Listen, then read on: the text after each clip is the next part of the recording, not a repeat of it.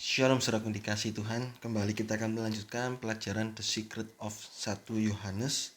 Kita sudah masuk di dalam pasal 4.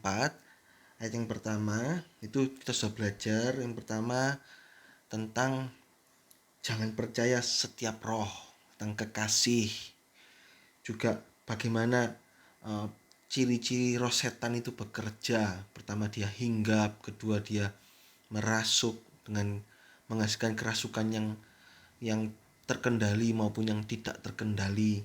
Nah, saat ini yang bagian terakhir, bagian C, kita akan belajar tentang cara menguji roh, atau pribadi, dan tentang nabi palsu. Kita akan belajar sedikit ya. Saya bacakan lagi dalam terjemahan King James Indonesia. 1 Yohanes 4 ayat 1, kekasih, janganlah percaya kepada setiap roh, tetapi ujilah roh-roh itu apakah mereka dari Allah, sebab banyak nabi palsu telah keluar ke dalam dunia. Nah ini, jika kita sudah mengerti tentang macam-macam roh dalam dunia ini, maka kita harus menguji setiap roh. Jangan percaya, walaupun dianggap saudara, walaupun itu hamba Tuhan. Tapi kalau pribadinya tidak berkenan dengan firman Tuhan, ya jangan dipercaya, saudaraku. Kita harus cek, uji setiap roh. Orang-orang yang dipenuhi dan dipimpin oleh Roh Kudus itu mempunyai karunia membedakan roh. 1 Korintus 12 ayat 10. Itu salah satu karunia Roh Kudus. Itu karunia membedakan roh. Kita bisa dengan perasaan hati kita, conscience, itu kerasa, saudara. Waduh, kok deket sama orang ini kok hati terasa tidak enak. Nah, kita perlu cek kenapa kok tidak enak. Doa, tanya-tanya Tuhan. Gitu, saudaraku. Diajak kemana sama teman, waduh hati tidak enak, yang penting jangan ikut, saudaraku. Coba cek sama Tuhan, doa, kenapa kok hati tidak enak, ada damai sejahtera. Itu kita perlu tahu, saudaraku. Nah, di sini saya akan bagikan ada hal praktis dalam membedakan roh. Nah ini, bagaimana sih melihat roh ini dari Allah atau bukan? Ini ada dua hal. Yang pertama, cek pengajaran dan perbuatannya. Jika pengajaran dan perbuatannya melawan firman Tuhan, pasti itu bukan dari Tuhan, melainkan dari roh setan yang hinggap atau merasuk. Kita sudah belajar di video lalu, roh setan itu hinggap. Loh, hinggap itu bukan berarti orang ini jadi anaknya iblis, anaknya setan. Enggak. Hamba Tuhan kadang pikirannya, ya sudahlah, enggak apa-apa wis. Kamu enggak direstui orang tua, ya sudahlah. Ya sudah, saya nikahkan, enggak apa-apa. Nah, itu dihinggapi. Enggak apa-apa berontak sama orang tua, kan sudah besar. Itu dihinggapi. Sehingga nasihatnya itu enggak cocok dengan firman Tuhan, atau dengan hamba Tuhan tersebut pakai pemikirannya sendiri, pakai memakai perasaannya sendiri. Itu bisa ya, itu macam-macam hal, saudaraku. Cuman kita yang pertama, roh ini dari Allah atau roh ini memang dari Tuhan atau bukan, yang pertama cek pengajarannya. Kalau pengajarannya melalui firman Tuhan itu bukan dari Tuhan, bukan dari Tuhan. Kalau itu perbuatannya melalui firman Tuhan, ngajarnya benar, tapi hidupnya ini tidak benar, hidupnya ini tidak cocok dengan firman Tuhan, ya jangan kita ikuti. Tapi kalau ajarnya benar, oke, kita terima. Ya sudahlah, kamu jangan curi, ya kita terima. Tapi apakah kita ikuti hidupnya? Enggak. Kenapa? Karena perbuatannya jahat. Ya, ini. Yang kedua, cek perasaan hati kita. Nah, tadi saya sudah singgung sedikit. Roh Kudus itu akan menaruh kesan dalam perasaan hati kita. Roma 9 ayat 1. Sehingga bisa terasa ada yang aneh dalam diri pribadi seseorang jika mereka dihinggapi oleh roh setan. Oleh karena itu kita harus berusaha menjaga perasaan hati ini tetap murni, tetap suci, sehingga bisa jadi patokan. Kadang tidak enak, hati kan ada damai, ya jangan ikut, jangan turut. Walaupun ada damai, saya sudah belajar kan video-video yang sebelumnya tentang perasaan hati, 1 Yohanes 3 itu ayat 19, 20, 21 itu kan walaupun damai, tapi kalau pengajaran nggak cocok, kehidupannya nggak cocok, perbuatannya nggak cocok, ya jangan diikuti juga ya. Itu sedikit tentang menguji setiap roh. Siapapun diuji, saudara. Putra manusia Yesus, walaupun itu Petrus. Itu Petrus. Saya sudah terangkan di video yang sebelumnya. Gak apa-apa, Tuhan, gak mungkin lah engkau menderita gini. Nyala iblis. Engkau bukan memikirkan yang dari Allah, tapi dari manusia. Nah, Petrus loh, dihardik katanya tuh roh. Itu iblis loh. Itu tentu bukan memaksudkan Petrus iblis, tapi roh di dalam itu Petrus dihinggapi. Juga Yohanes Yakobus, what manner of spirit ye are of. Roh macam apa yang ada dalam dirimu? Itu karena Yohanes Yakobus, maukah Tuhan kami perintahkan api turun dari langit membinasakan kota Samaria ini? Itu kan roh kebencian. Nah, putra manusia Yesus walaupun itu muridnya sendiri tetap ditegur, dihardik. Nah, jangan kita turuti.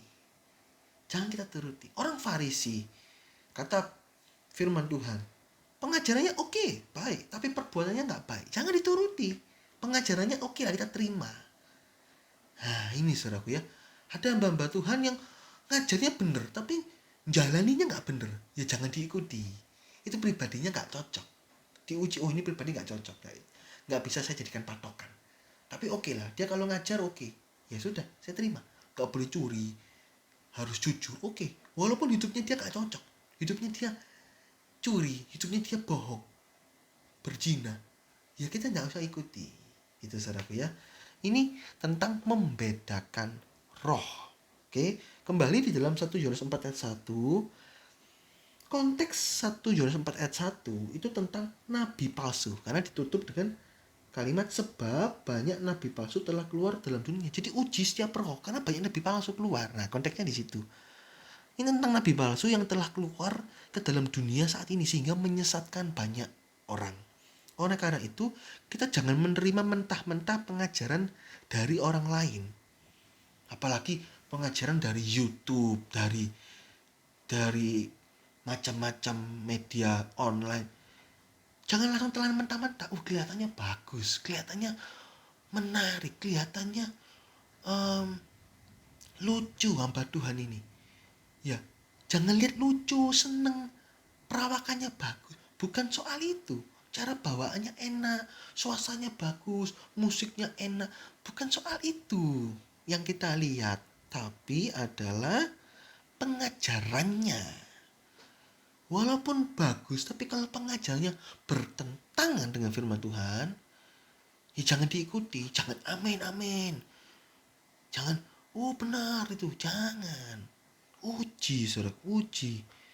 Jangan menerima mentah pengajaran dari orang lain, melainkan harus diuji dan dicocokkan dengan firman Tuhan. Misalnya ini, saya beri beberapa contoh. Diberi pengajaran, boleh menikah lagi jika disuruh Roh Kudus. Kan ada toh kasus kan, menikah dalam roh. Loh, kan tidak ada di dalam firman Tuhan menikah dalam roh. Tidak ada. Ya jangan dituruti, itu pengajaran sesat. Ya, yang pengajaran salah, jangan kita turuti. Ada contoh lain, tidak masalah homo jika itu memang dari Tuhan kodratnya. Dia kodratnya homo. Enggak ada kodrat homo. Kodrat itu laki atau perempuan. Tidak ada laki jadi perempuan, perempuan jadi laki, tengah-tengah, tidak ada. Ini ajaran sesat dari nabi palsu, saudaraku. Boleh menikah lagi asal dipimpin, disuruh Roh Kudus, menikah dalam roh. Itu kan pengajaran nabi palsu. Ngajari tapi palsu. Nah, kita perlu mewaspadai hal ini. Kita memang tidak boleh mengatakan sembarangan. Dikit-dikit, nabi palsu, dikit-dikit nabi palsu. Jangan kita dikit-dikit nabi palsu, jangan. Karena memang saudaraku ya, ada orang-orang yang sebenarnya itu tulus ngajar firman Tuhan. tulus ngajar, saya ingin ngajar firman. Tetapi beberapa alasan di sini yang saya catat. Tetapi pertama, mereka kurang pengertian. Mereka pengen ngajarin orang, tapi nggak belajar firman. Ya cuman dengar-dengar dari buku-buku, dengar-dengar dari orang, terus dia pengen ngajarin. Demikian juga orang tua, tulus ngajarin anaknya, tulus. Oh enggak apa-apa nak, ini minum sakit atau minum obat ini enggak apa-apa. Tapi karena kurang pengertian, sakit panas kok dikasih obat batuk. Nah, kan enggak batuk kan panas, hasilnya kan dikasih obat apa itu? Panadol itu. Ya itu ya Panadol. Nah, kan itu. Tapi karena kurang pengertian. Oleh karena itu, hamba-hamba Tuhan yang kepingin ngajar, yang kepingin bagi-bagi berkat firman, harus belajar firman. Jangan sembarangan ngajar. Nanti mengajarnya salah, saudaraku. Ngajarnya salah. Itu kurang pengertian. Yang kedua, menjadi bodoh dan menyesatkan. Orang yang kurang pengertian itu jadi bodoh dan menyesatkan. Hosea 4 ayat 6, umatku binasa karena kurang pengenalan akan firman Tuhan. Oleh karena itu belajar firman yang dalam, baca firman, baca kitab suci tiap hari, renungkan. Saya di video saya yang sebelumnya sudah bisa lihat itu ada tips-tips dalam menafsirkan ayat-ayat firman Tuhan. Itu perlu saudaraku ya, belajar mengerti karena the Bible explain itself. Itu prinsip, salah satu prinsipnya.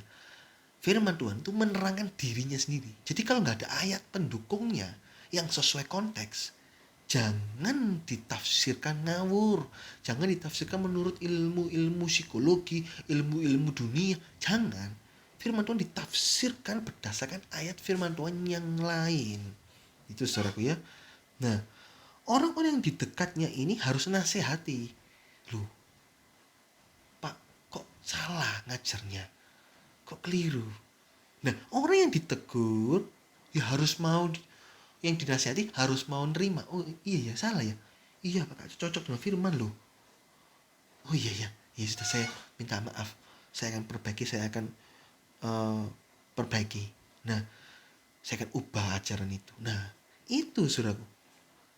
Tapi jika dinasihati tidak mau terima, ditegur tidak mau terima, malah sombong, malah balik menghina, balik mengolok-olok, ya bisa-bisa orang tersebut adalah nabi palsu. Bisa-bisa. Nah, jika ada orang yang berusaha menghancurkan hidup seseorang dengan akal bulus, itu juga dinamakan nabi palsu. Kita baca Matius 7 ayat 15. Ini adalah ciri-cirinya, saudaraku. Matius 7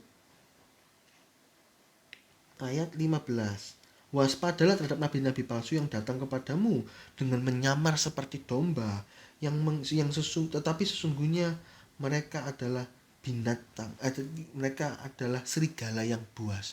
Domba tapi serigala, dengan akal bulus ditutupi, terus dihancurkan hidup seseorang. Itu nabi palsu. Tapi kalau cuman ngajar tulus, cuman karena ya keseleo, karena kurang pengertian, tapi dia tulus ngajar, dia jangan dikatakan nabi palsu. Jangan dikatakan nabi palsu. Doakan, nasihati. Juga saat ini ada tren-tren kalau mengajarnya salah, waduh, di-upload di dalam media sosial. Jangan, itu enggak baik, saudaraku, enggak baik. Kita harus tegur, itu 4 mata. Ditegur, nasihati. Jangan kita masuk ke media massa. Itu kesalahan-kesalahan hamba-hamba Tuhan. Jangan dimasukkan media massa, media sosial. Itu seperti anak-anak Nuh. Siapa? Ham. Ham melihat Nuh telanjang. Dia beritakan di luar. Apa yang dikatakan Nuh? Terkutuklah Kanaan. Tapi Sem dan Yafet tidak mau beritakan. Dia balik ke belakang dia ambil selimut ditutupin ketelanjangannya. Itu kalau ada hamba Tuhan, saudara seiman kita ngajarnya salah, perkataan salah, perbuatannya salah, tegur, nasihati, tegur, marahin boleh dalam kasih tentunya, marah ya, nggak ngawur-ngawur, nggak caci maki, kata-kata kasar, enggak. Ayo, tapi jangan si A ini loh kalau ngajar ngawur gitu. Oh nanti masukkan, apalagi followernya banyak, masukkan, wah dihujat si A loh. Itu kan seperti HAM, dan itu terkutuk, terkutuk. Daud juga gak mau seperti itu. Kematian Saul dan Yonatan, Daud katakan apa? Terutama ditulis kematian Saul ya. Jangan kabarkan itu di Gad dan di lorong-lorong Askelon, supaya jangan beria-ria orang Filistin. Ini 2 Samuel 1 ayat 19 ayat 20. Jangan diwarta beritakan kejatuhan hamba-hamba Tuhan, tapi ditegur, dinasihati, didoakan. Gitu loh saudaraku ya. Itu. Nah, saya nggak bahas lebih dalam tentang itu ada pelajarannya sendiri tentang kesalahan-kesalahan hamba Tuhan. Itu saudara bisa lihat di banyak playlist saya. Saudara bisa cari itu ada di topical sharing, playlist topical sharing kalau nggak salah, itu bisa dicari macam-macam di situ ya. Nah, nabi-nabi palsu ini adalah orang-orang yang dirasuk roh setan yang dengan terang-terangan menyesatkan semua orang. Matius 24 ayat 11. Jadi kalau cuma dihinggapi, jangan sebarang ngomong nabi palsu. Kalau cuma dihinggapi itu dia sebenarnya tulus, tapi karena kebodohan ya jadi alatnya iblis, ayatnya setan. Itu ya kita tegur, nasihati gitu ya. Mereka ini berkedok domba, ini nabi palsu beneran. Dia dirasuk oleh roh setan, dia berkedok domba padahal mereka adalah serigala. Nah, pada minggu ke-70 Daniel, sudah bisa belajar juga video saya minggu ke-70 Daniel, itu di dalam The Secret of Judas. Nah, itu nabi palsu ini merupakan partner setia, teman setia dari antikris. Untuk apa? Untuk menyesatkan semua orang. Wahyu 13 ayat 11 sampai 18. Karena itu kita perlu waspada terhadap nabi-nabi palsu ini. Jangan gampang-gampang konsumsi pengajaran-pengajaran asing yang bukan dari gembala kita. Saudara punya gembala, tekuni gembala saudara. Tetap patokannya adalah firman Tuhan yang nomor 1, yang tertinggi. Kalau gembala mengajarkan A, tapi firman Tuhan mengajarkan B, coba ditanyakan, Om, kok ayat ini bukannya pengertian seperti ini ya? Kok Om terangkan seperti ini? Ya gembala pasti akan terangkan. Oh iya, bukan begitu. Tetap pengertian seperti ini karena dasarnya ini. Oh iya, saya yang salah Om. Maaf Om. Oke, saya akan ambil pengertiannya Om. Begitu. Tapi kalau hamba tuanya, oh iya, betul kamu ya. Rasanya kok salah saya. Oke, saya akan revisi. Nah, gitu. Itu saling bantu-membantu antara domba dengan gembala, saudaraku. Tapi jangan gampang-gampang konsumsi pengajaran-pengajaran asing. Lihat buku, lihat YouTube. Kok enak, kok apik, bagus ini. Terus ditiru. Jangan. Kalau nggak cocok dengan firman Tuhan, jangan dipakai. Tapi kalau sesuai firman Tuhan, ya oke, kita terima. Pada saat kita memutuskan untuk digembalakan dalam suatu gereja, kita harus melihat pribadi gembalanya. Jika buahnya gembala kita baik, maka kita belajar setia, bertekun dalam pengajaran firman Tuhan yang diajarkan gembala kita. Bertekunlah. Jika ada pengajaran yang lain, diskusikan dengan gembala. Om, saya kok punya pengertian ini ya. Saya dapat dari ini. Ini katanya seperti ini. Waduh. Ya kalau itu gak cocok dengan firman Tuhan, jangan dipakai. Dasarnya apa? Ini. Oh iya. Iya, ya sudah. Jangan dipakai, saudaraku. Jangan dipakai. Nah itu. Jika itu memang cocok dengan firman Tuhan, kita bisa tambahkan untuk melengkapi pengertian rohani kita kok. Kita gak eksklusif. Kita open minded, terbuka. Oke, ada pengajaran ini, kita telusuri dengan firman Tuhan. Oke, cocok. Kalau masih nggak mengerti, tanyakan gembala. Nah, doa, Tuhan, Roh Kudus, apakah benar ini pengajaran? Roh Kudus akan bukakan melalui ayat firman Tuhan. Nah ini saudaraku. Tapi jika tidak sesuai firman Tuhan, maka jangan disimpan, dibuang aja. Jangan dikonsumsi. Memang gembala tidak selalu benar karena masih manusia. Tapi paling tidak kita bisa berdiskusi dengan gembala kita. Jika ada pengertian yang kita rasa nggak sesuai. Sehingga terbentuk suatu pengertian yang sesuai firman Tuhan. Ayo kita belajar setia digembalakan di tempat masing-masing. Sambil juga belajar mandiri bersama Roh Kudus. Belajar mandiri, belajar dengar firman Tuhan digembalakan. Ya saudaraku ya, ini sedikit tentang nabi palsu. Jangan percaya setiap roh, dikatakan di sini, setiap roh. Apapun pribadinya, siapapun orang, latar belakangnya, jangan percaya. Itu screening awal. Uji perasaan hati, cek pengajaran, cek perbuatan. Oke, baik, kita bisa terima. Tapi kalau nggak baik, ya jangan diterima. Tapi tetap jadi, ya kalau mau berdiskusi, oke. Jangan kita benci orangnya, benci dosanya, kasihi orangnya. Tapi nggak mau terima pengajarannya, pribadinya saya nggak mau terima. Nah, sebab banyak nabi palsu keluar dalam dunia. Apa ciri nabi palsu? Yaitu pengajarannya nggak sesuai. Tapi jangan gampang-gampang ngomong nabi palsu. Karena ada hamba Tuhan yang memang tulus ngajar tapi bodoh, kurang pengertian. Ya, kita saling menumbuhkan. Ya. Nah, kalau nabi palsu apa? Itu adalah orang pribadi yang dirasuk oleh roh setan. Sehingga menyesatkan. Itu memang pribadi yang pengen menghancurkan. Pengen hidupnya itu menghancurkan orang lain. Itu udah siasatnya. Itu nabi palsu. Nabi palsu. Juga nabi palsu ini adalah partner atau teman setia antikris di akhir zaman. Ya, ini sedikit tentang ayat 1. Di video yang akan datang kita akan melihat ayat 2 dan 3 tentang antikris lagi. Ya, puji Tuhan, Tuhan Yesus memberkati.